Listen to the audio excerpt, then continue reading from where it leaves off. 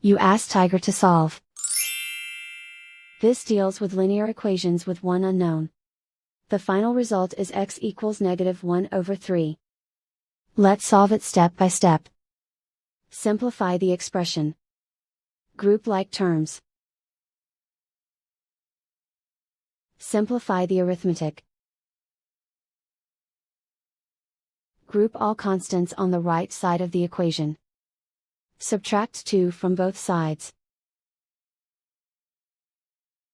Simplify the arithmetic.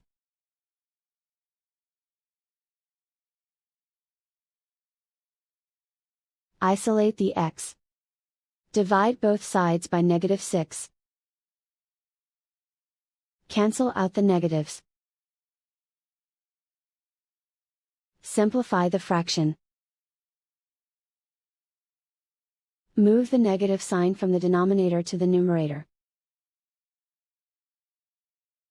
Find the greatest common factor of the numerator and denominator. Factor out and cancel the greatest common factor. And so the final result is x equals -1/3.